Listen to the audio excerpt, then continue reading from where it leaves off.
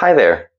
Good to be with you, Mandion, Astral Oracles. I'm going to bring in the Arcturians and answer some of the YouTube questions from the last live streams. Thank you for submitting so beautiful questions, guys. So I think I've actually almost picked all of those that didn't get answered in the first live stream, and there weren't any in the second. And of course, you can get on Patreon and get on the Zoom calls. And I would like to thank all my patrons, which I feel I often neglect to do. So, Glenn, thanks, man, newest patron, and Ian, Evan, Jennifer, Essen, Crystal, Mandy, Veritas, Tony, brother, Laurie, Silesh, Steve, Carla, Sophia, Kevin, Natalie, and Suzanne.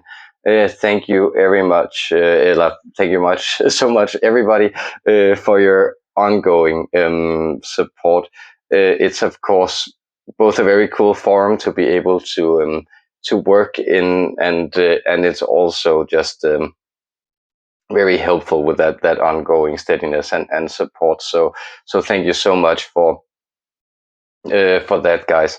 And then, well, it's not all about the donations, right? So I also, well, let's get into some of these other very beautiful questions.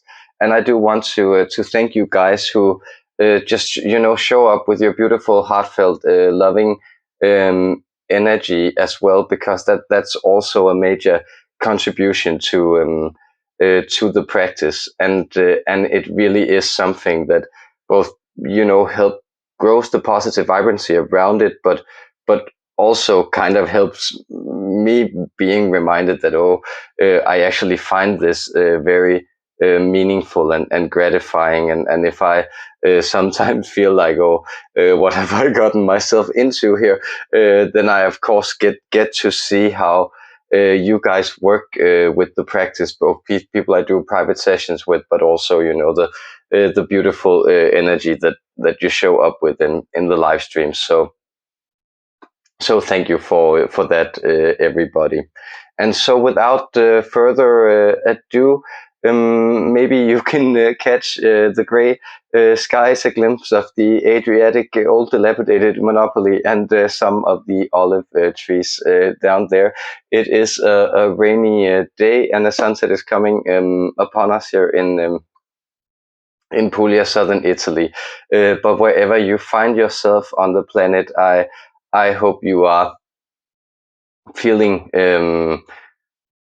concerted, integrated, put together, and on your path in these interesting times that we are in. Much love to you, everybody.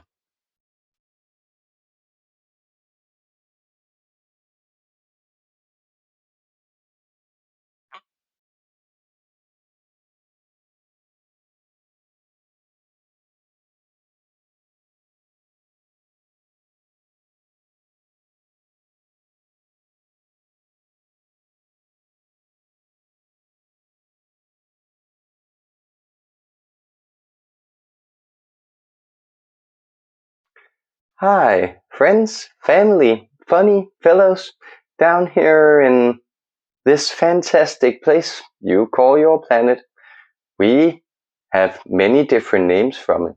We could, for instance, just to give you a little frame to put our perspective in, we knew your sun by the vibrancy of Gliul.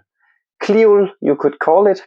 We appreciated the star very much for its radiance. We found it to have a certain, we could say, playful influence on our own energy sphere.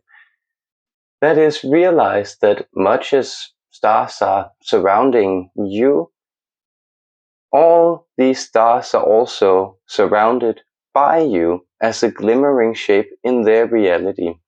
And so with that introduction, I, Umblam, and the rest of the 90 Arcturian Council, we greet you this day, also understanding that we will be speaking, perhaps slightly, or answering some questions on behalf of our friends in the Intergalactic Council of Light. Well, that is to say, we are a type of inner member of this loose organization federation of parts of our galaxy, and so we are very happy to also be able to shed light on these questions this day with our unconditional love from us and all of your galactic brethren. I and everyone, each and every one of us put together and individually, we greet you with energetic hugs as we go on this journey of creation together. Blessings to you, dear human beings. It is wonderful to be with you.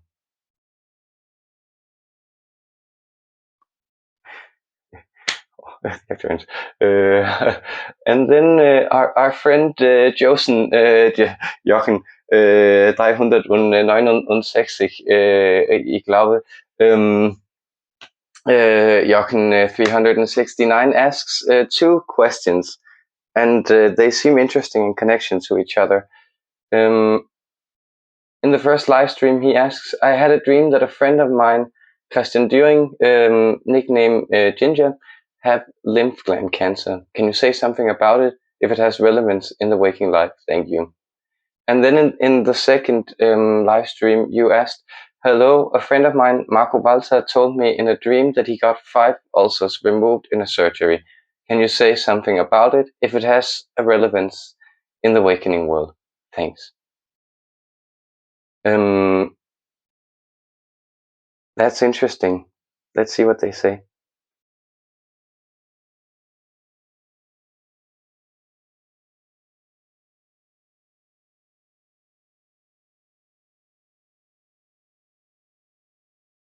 Yes.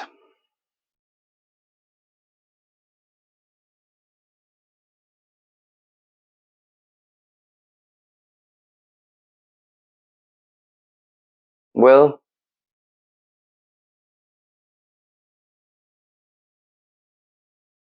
these dreams that are coming together are speaking to releases within the energetic body of your friends.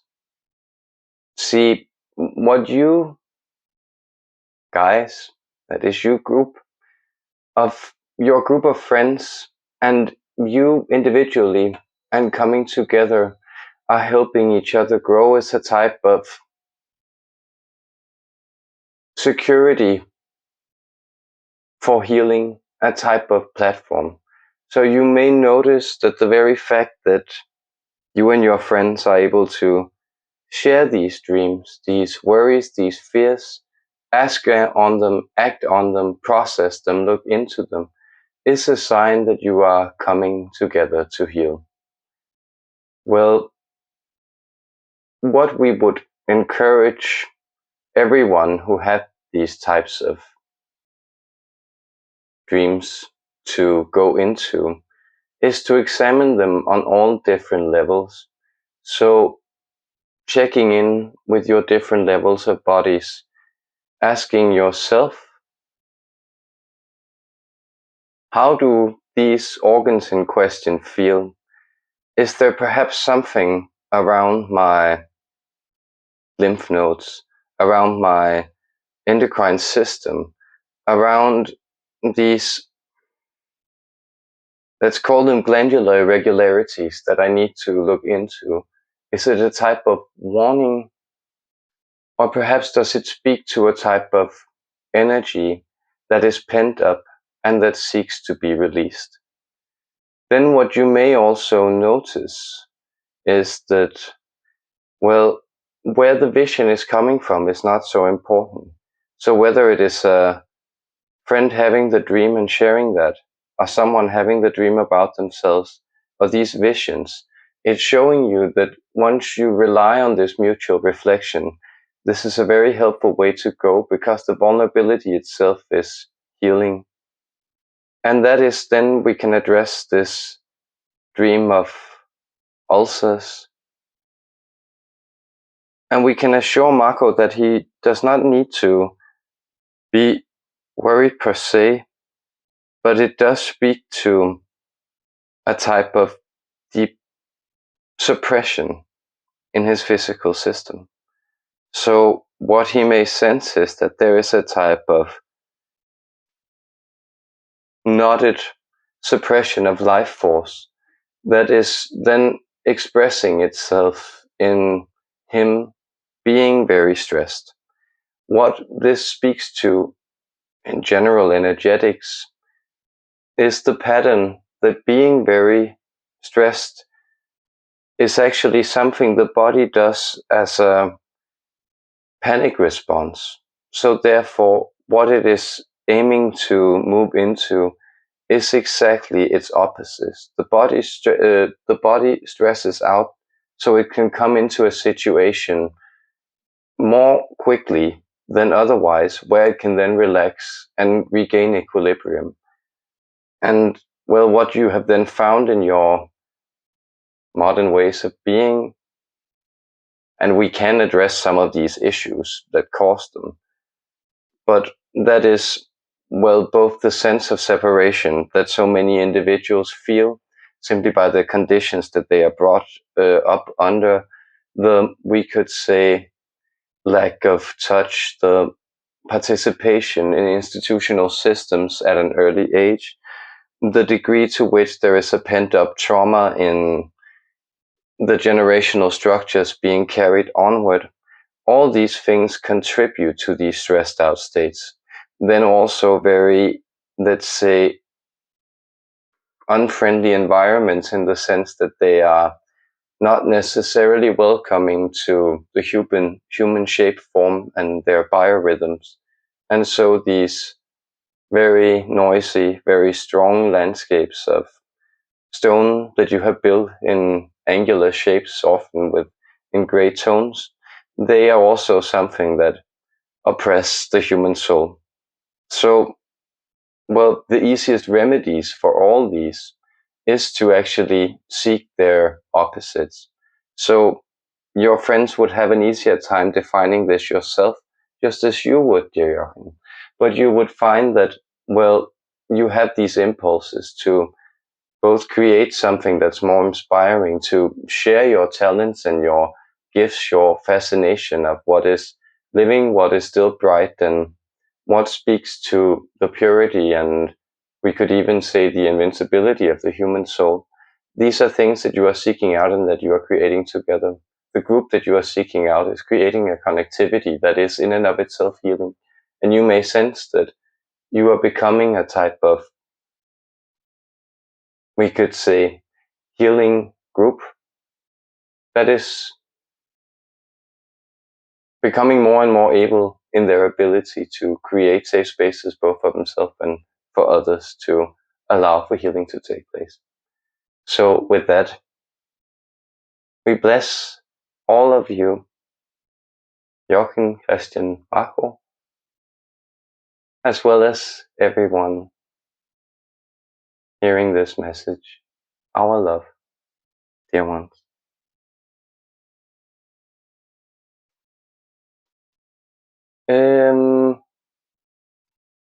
And Jana of appreciation, this is very sweet, asks also from the two live streams, question. A few weeks ago, repeatedly, when I turned my head slightly, it started to spin and I lost all sense of balance in the body.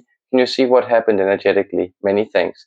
And the second question, what would be the one or two things you would care to remember for creating process on Earth if you decide to incarnate and forget almost everything? Many thanks. I think actually these are, of course, from two separate live streams. I think we'll do them. I think we'll do them in two sections. If that seems pertinent.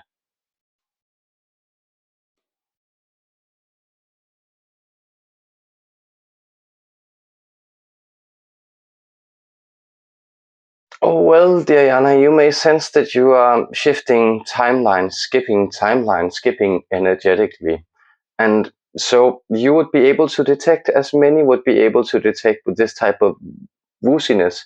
It's often a type of frequency adjustment. That is, notice the frequency that plays out and that you are adjusting to in these ethers, what you also sometimes call the 5th dimension. These are more rapid because they don't depend on time. So both your mental bodies, your general energy field, that you call your aura, the stabilizing field, and your physical bodies will often feel, let's say, slightly maladjusted, upset, dizzy, fuzzy, out of it perhaps, in need of a nap, a glass of water, and some TLC, simply to be able to adjust to some of these vibes. So just know that you are actually quite capable of self-care, that you have grown very capable of taking good care of yourself in these situations. So we say this more as a general reminder that you actually know what to do in these situations, and that all of you, when you experience this, is the general response is roll with it, be kind to yourself, and know that you actually know that something very, let's say, interesting is going on, and that this often comes with that signature. And if you were, let's say, worried that things that go wrong in the body also typically come with a signature that is very strong of, let's say, it needing addressing by someone else, having medical attention. So you can, let's say, you can actually evaluate these experiences of ascension symptoms versus physical ailments with the appreciation you have of the experience. And so, dear Yana, of appreciation, roll with the energy flows. Our love. I'll just read the question again.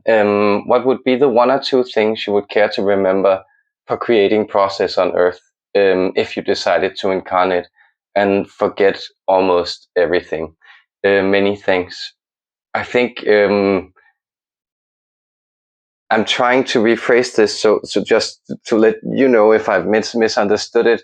So it's kind of the idea that, between lifetimes, what would kind of be the things that you would choose to retain to bring through this earthly lifetime, seeing as you forget everything. And I'm sorry if I'm misinterpreting the question. I think it's very interesting. It's just I think that would be the how I read it. So that would be the question they answer. What would be the one or two things you'd care to remember for creating process on Earth if you decided to incarnate and forget almost everything?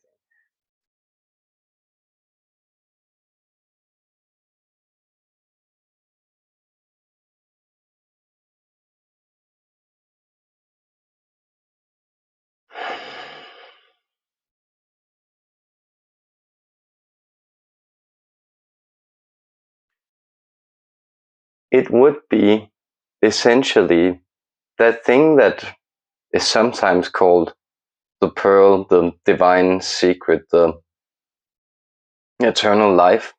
There are many terms for it. It is this fine particle that connects everything, the different layers or dimensions, intersecting them and allowing for consciousness to move through them. This is the deep and secret mystery that all magicians on all levels of experience are working with. It is the bending of this light in and of itself into shapes. This, we could say, is the second remembrance. The first is simply that you are an eternal being having a temporal experience. We know we phrase this often, and there are, of course, points where we could say you are also a temporal being having an eternal experience. That is, it's the universe seeing itself as higher forms of infinity stability as it becomes more aware of itself. That's a way of seeing it. We could also say that you are completely infinite, and so all these other experiences are an illusion. But we like to see it as an interplay of light.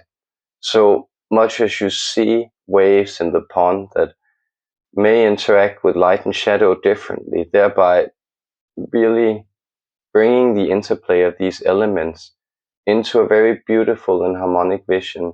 This is also how we perceive this play between the forgetfulness of being infinite, eternal, untouchable, we could say, and then being invested in time, and thereby playful, loving, fragile, and appreciative. So thankfulness indeed is very helpful, because gratitude is that strange bridge, or one of them, one of the emotional bridges between what you are experiencing right now and what is eternal within you. That is, you may notice the very beautiful, subtle magic that goes on when you are feeling grateful, when you are appreciating something.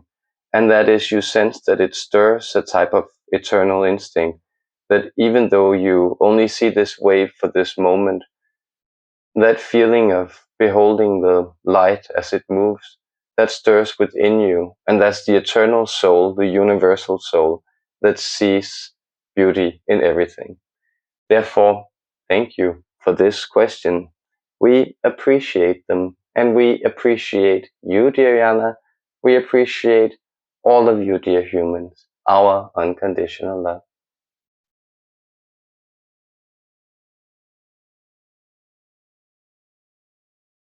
Um, These are so, I think it's so interesting. I haven't worked so much with technical questions, and in the beginning I was always a little daunted, and now I'm just, let's see what comes out of me when I go into the trance. No guarantees, but I think let's see what comes out of them, because 4V44R, or Avatar, I assume, asks any tips for my magneto warp drive design I was working on today. And in the second question, I'm planning on making anti-gravity cones. Would they be best made at 45-degree angle or 65-degree? And that might be a little, the answer may be coming a little late, but I think it'll be interesting regardless.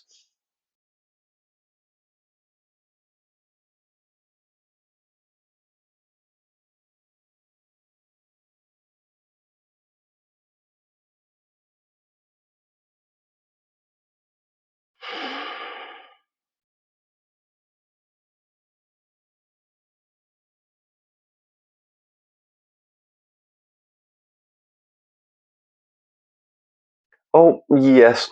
Well, we would recommend you to try to experiment with interlocked or dynamic cones. That is, well, rather than this sense of a streamed continuous body, then putting, let's say it almost like points in a chain, stacking different bowls with smaller and smaller hollows, smaller and smaller diameters on top of each other, and then sealing that on top with a cone. This will make for a more energy conducing coil. That is, when this begins to be supercharged, which is what you're seeking to do with it, you will find that, well, then it will not become overcharged. We sense that the degree of electrical resistance within it will have an easier time staying to manageable levels. Then what we are also recommending is that you begin to work with certain alloys. You may begin to look into tin at this point. Also, zinc, we sense. Well, wolfram would essentially be better for your purposes, but seeing that this might be less accessible to you, we sense some of these materials will point you in the direction. Then notice that the entities known as, there are again, the Yael. Well, a friend here is just commenting that they seem to be showing up in different weird sideline trajectories in his own experience. But, well, these Yael, they are communicating with you. And so you may want to begin to direct your questions on paper to an entity who calls herself Silania, and we sense an S, an I, an L, an A, an N, an I, and an A, Silania. She's very much directing this. She is a type of engineer. A counterpart of yours in the IL civilization should be interested in working with you on this. Then we sense the answer to your second question is 65 degrees. Work with them on 65 degrees. And then know that these, magnetic spheres, what you're essentially working to do is not to work with magnetism, but create a type of magnetic vacuum. And that is, this is essentially the way that civilizations who move into warp drive capacity begin to work with it. That is, bending localized time and space in order to break free of these constraints of magnetic forces, for instance, or gravitational pulls. Much luck, much love, and do have fun with this. You are guided and on point.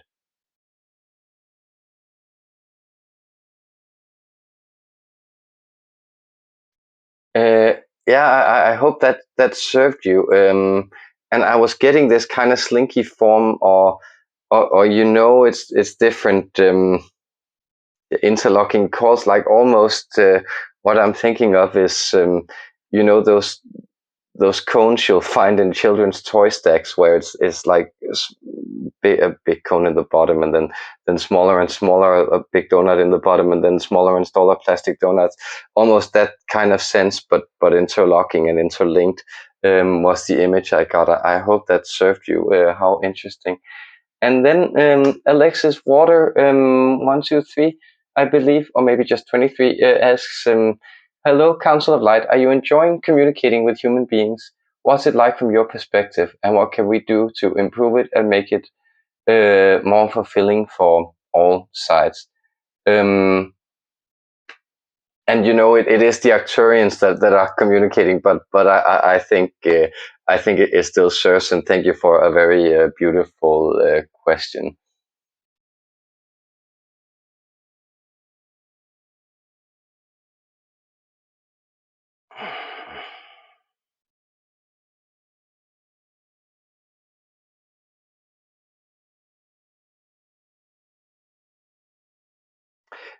Oh yes. Well, we will simply patch you through to the Intergalactic Council of Light, and then return to our Arcturian frequency. Greetings, friends. This is still Umblam, but I come to you in a slightly higher vibration. I come to you more as a, let's say, unified part of the galaxy, something that is more whitish in vibration rather than this more indigo vibe that I put forward in other spaces. I wanted to address this question from the pure vibration of the Intergalactic Council of Light, because it is with the greatest heartfelt appreciation that all communication from humanity is received.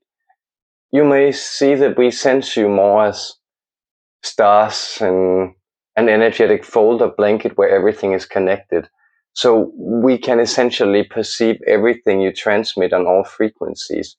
That's not necessarily that we read your thoughts, because we don't operate in language. It's not very helpful for us, but we do sense the specific energy configurations, coordinates, but also from that, the energy potentials that you are in.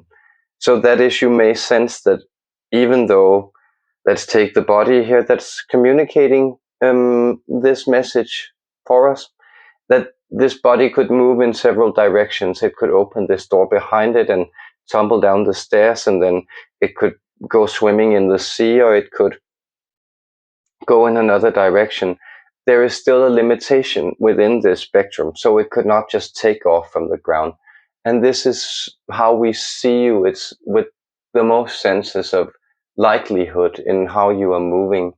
So a way of thinking of this is that we see the entire galaxy as illuminated, as a big old blanket of light, as a big old connected network, root network, almost like a mycelium that encompasses everything. And then we see you as being allowed to, let's say, blink yourself out of this. So you have very unsteady pulses at this moment. That's not to blame you, that's simply to say because you are four-dimensional beings, and four-dimensional beings to us have very unsteady pulses. It's hard for you to keep the high vibrancy frequencies for most of you that allow for you to be in continual communication and accord with our energy.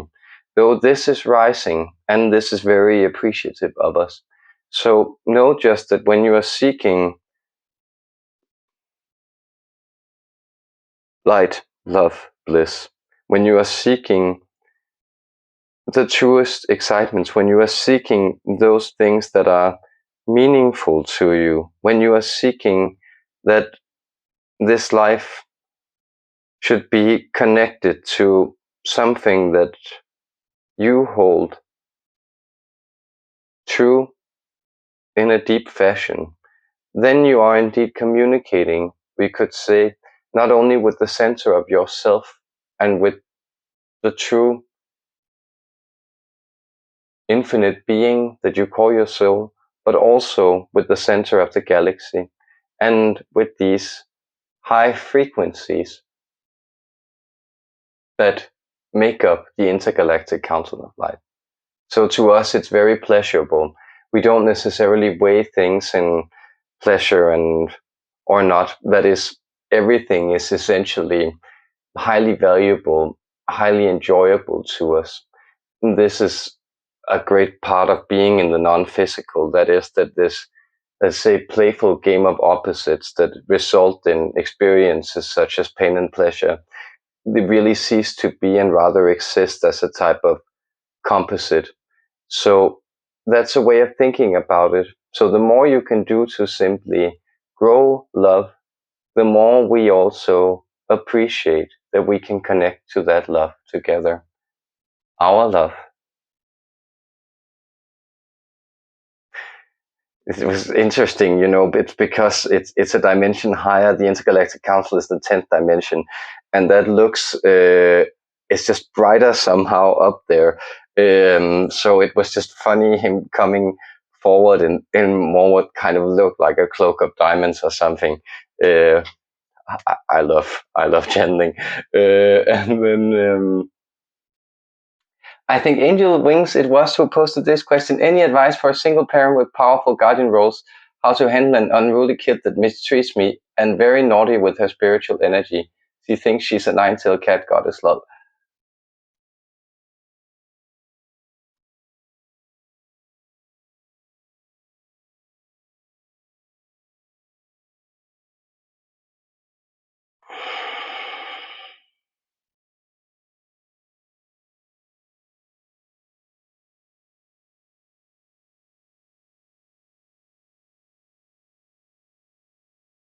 Well, the question here we would ask rather is, what would be the opposite of an unruly kid? That would perhaps be a very predictable child. Another synonym we could say was perhaps a very controllable child. But, well, seeing as you are spending time around a child, and, well, if you have observed other children, or maybe even perhaps if you have observed your own behavior sometimes in life, you will find that, well, people tend to be rather chaotic. Tend to be rather unruly in their way of behaving themselves. So it is essentially for you to cope with this rather than it is to try to regulate the child. That is, it's not the child you're regulating the environment to make sure that the child's unruly behavior does not hurt the child. a part of this is also that you learn to not invest your own sense of, let's say, sense of self, you sometimes call this, you humans, with how your child is behaving. This is often something that is detrimental to the relationship between parent and child, because your child is certainly not mistreating you. Your child is not treating you in any way. Your child is reacting to your cues, but also reacting to the best of their behavior, to the impulses and things they're regulating. So what you do is that you begin to both accept that, one, your child is a work in progress. It's something that you essentially will never understand, control, or configure. Rather, you will have to learn how to operate with the compromises that the child and its reality is calling for. And then you move into inner practices of, we could say, solidity, stability within yourself. So the more you meditate, the more you reflect on becoming stable, the more you will also become a placid lake where the child can reflect themselves in. And you will find that this will be the easiest way to get your child to behave in a more wanted or happy way. So alter your vibration and the child's behavior will follow. As above, so below. If you want to have pleasurable communications with the Intergalactic Council, you can alter your vibration. If you want to have pleasurable communications with other human beings, you can alter your vibration. Our love. Yes, that was an interesting Arcturian frequency. I don't assume that you pick up on these very small the differences in vibe, but it's just so interesting for me how they sometimes climb these dimensional coordinates while staying the same. And then Imak asks, I have been told in a channel message that I will be in my full awareness regarding a healing protocol in about 5 years. Is this true? And is the 5-year period applicable to all here?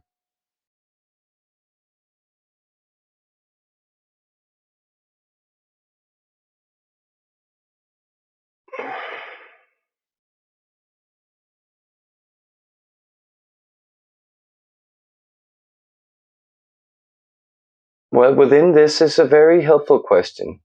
We will partially say, yes, trust the information that you are being guided here in these channel messages and also in those other informations that you have sought out to carry out these protocols. That is, you are on point, and this 5-year plan is helpful, though we do sense, let's say, slight uncertainty. Rather in the positive end, we actually sense that, well, 3.82 years and up until 5.153 years is essentially the time frame we are sensing in which this will come to fruition for you.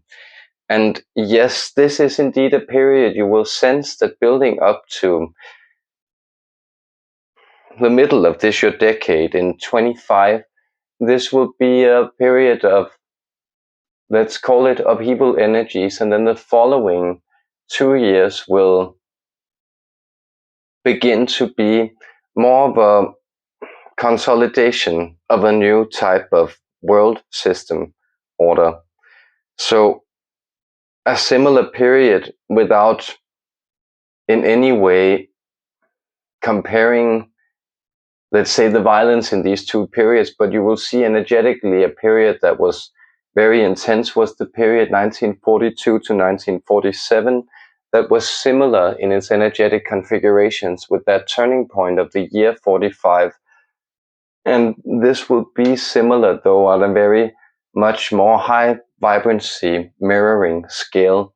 So you will sense things being dismantled from great upheavals and then turning into new configurations, though in a let's say, more happy, fun-loving, positive way. Have fun with the healing protocols. Know you are being guided, and know that you have our love, support, and blessings in this, dear friend. And then Suzanne asks, hi all, I'd love to hear your feedback, dearest Arcturians. Has the Earth's magnetic field been shifting since the 1990s? How is this related to the shift in human consciousness? Thank you.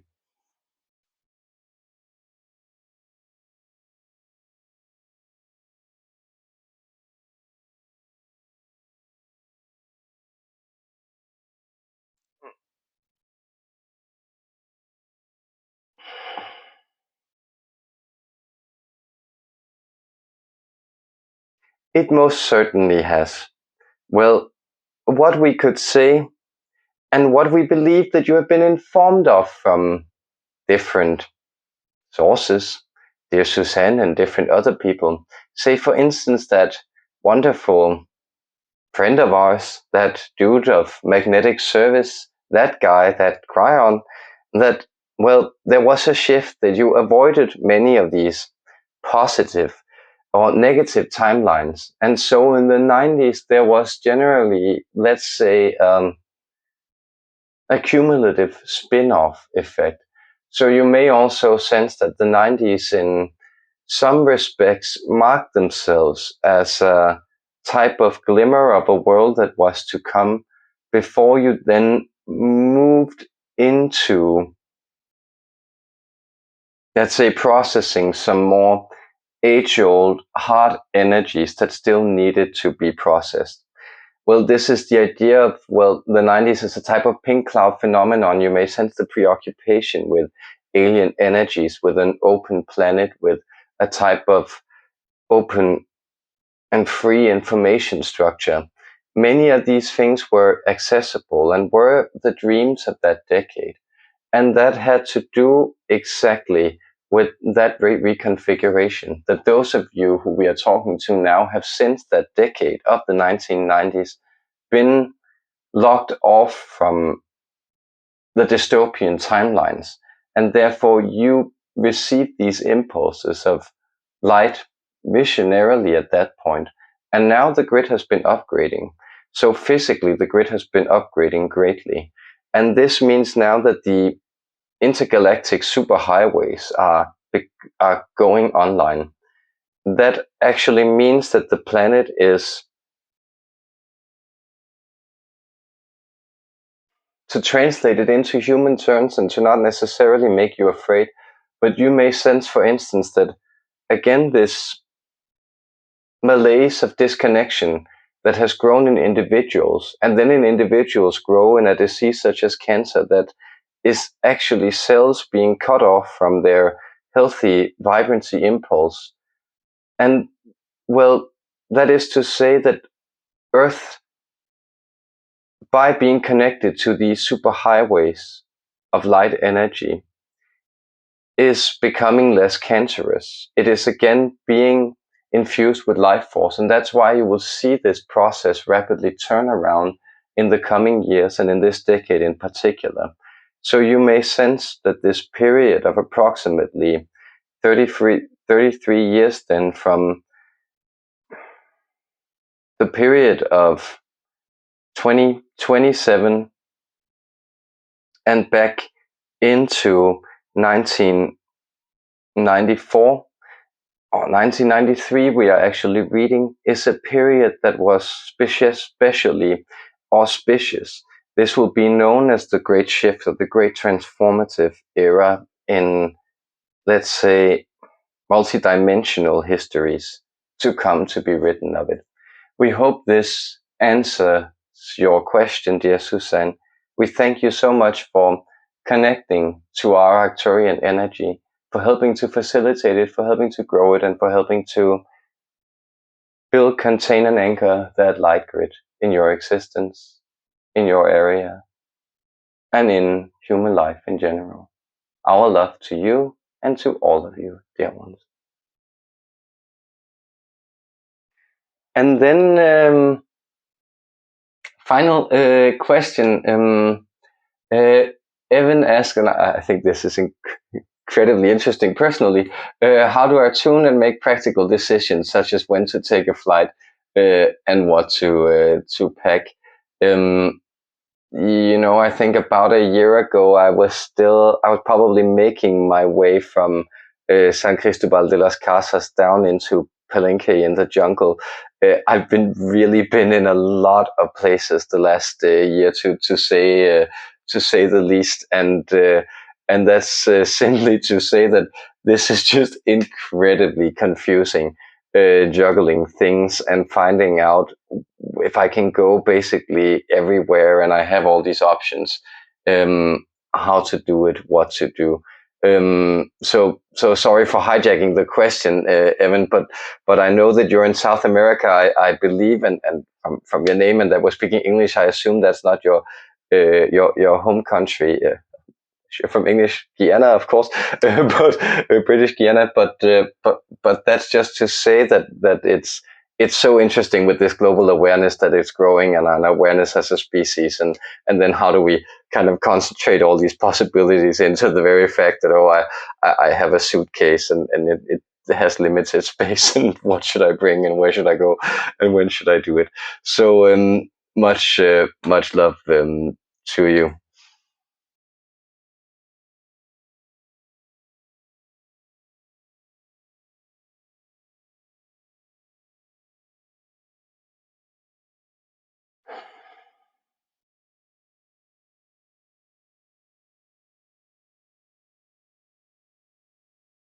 Well, dear Evan, there are different ways you could do this. You could create certain systems. That is, we sense that, well, the method of rhapsodomancy or looking into random books or random places might be helpful for you. That is, if you were to look up, for instance, a flight chart or a calendar of dates, calling it up in a size that you would find helpful on the screen, for instance, or flipping through a calendar and then place a finger, and you will see here that there is a guidance here. So this would be a way of doing it. But we also sense that, well, another way would be to spontaneously write the images that are coming into your head, and then notice that these images will have a type of common theme. This common theme will express the overall energy. This overall energy will be related to where you are actually wishing to go.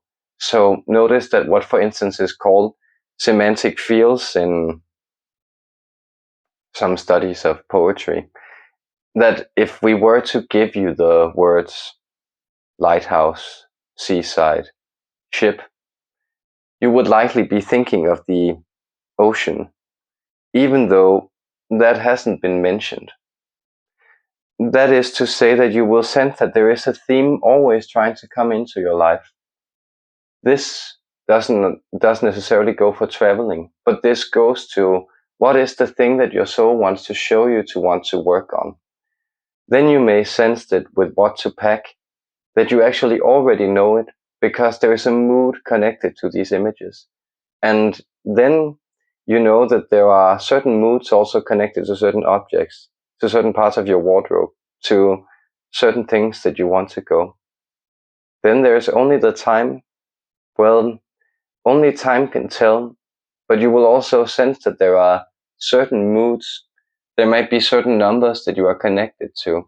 There might be certain feelings when you look at, let's say, October 27th and thinking, well, this seems like a proper day in October for me to go. There is something about this that somehow is orchestrated purposefully. So the idea is simply that you use these methods of introspection to know where the flow is already carrying you. So it is much as a sextant or a compass. It is this, well, astrolabe that you simply use these simple methods like journaling, discerning where you are, what images are coming forward, or flipping a coin over 2 dates, or looking up random information, seeing what presents itself, that will show you where the divine flow that you are already connected to is carrying you. And seeing as you are already very highly guided by certain galactic forces yourself, us being the chief among them, we the Arcturians, we sense that you will go where you need to go at the time you need to go there. And we will be there, going with you and receiving you. Therefore, our love to you, dear Evan, and our love to all of you. We thank all of you for the beautiful creation. We thank you for the love that you pour into your lives, and the love that you then grow in the world and make accessible to others as beacons of light in this ever illuminating, joint starry night of ours, of this sky that we all live in, this infinite space of light and love. Receive this vibration from us as we part ways, wishing you healing, blessings, and peace.